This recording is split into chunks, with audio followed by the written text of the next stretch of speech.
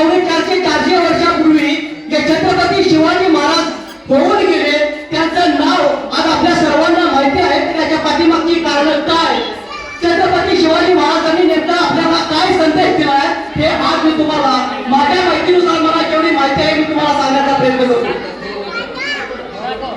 सर्व लोक म्हणतात की छत्रपती शिवाजी महाराजांचा जन्म शिवनेरीवरती 19 फेब्रुवारी 1630 रोजी झाला. तर मित्रांनो, छत्रपती शिवाजी महाराज जन्माला आले नाही. छत्रपती शिवाजी महाराज जन्माला आले नाही तर शिवनेरी किल्ल्यावरती एक बाळ जन्माला आला आणि आईसाहेब जिजाऊ आणि शहाजी महाराज यांनी छत्रपती शिवाजी महाराज घडवलेले आहे. आपण सर्वजण म्हणतो राजा जन्माला या, राजा इथली परिस्थिती खूप बिकट झाली आहे, राजा जन्माला या.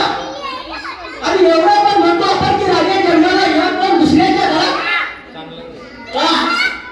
कारण छत्रपती शिवाजी महाराज जे घडले त्यांनी जो त्रास सहन केला हा खूप म्हणजे खूप आहे हे लक्षात ठेवा.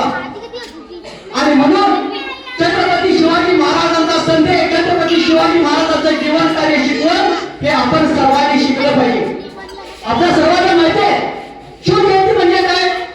शिवजयंती म्हणजे छत्रपती शिवाजी महाराज, आईसाहेब जिजाऊ, औरंगजेब, अफजल खानाचं पोट, 40 खानाचं होत सगळेश्वर झालं. एवढं काही नाव शिवाजी. अहो शिवाजी महाराजांचा संदेश, शिवाजी महाराजांच्या कार्याची शिकवण आज फक्त आपला भारत देश नाही तर पूर्ण जग येते. काय होता तो का आपल्या भारत देशावरती म्हणजे हिंदुस्थानावरती अनेक शाह्या राज्य करत होत्या. त्यामध्ये अहमदनगरची निजामशाही असेल, विजापूरची आदिलशाही असेल, उत्तरेमध्ये आग्र्यामध्ये मुघलशाही असेल, गोवळकोंड्याची कुतुबशाही असेल. एवढेच नाही तर व्यापाराच्या निमित्ताने आलेले आणि साम्राज्य विस्तार करण्यासाठी टपलेले डच, पोर्तुगीज आणि इंग्रज हे सुद्धा भारतामध्ये सत्ता गाजवत होते.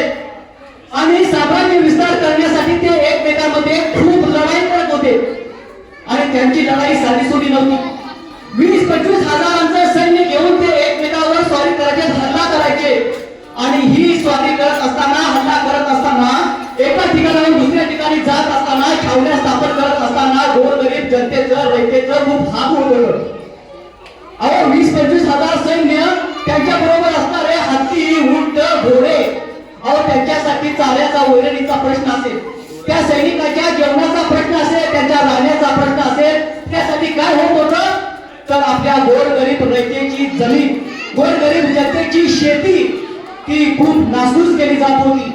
गोरगरीब रयतेच्या घरामधलं धान्य काढून घेतलं जात होतं आणि रयतेला उघड्यावर पाडलं जात होतं.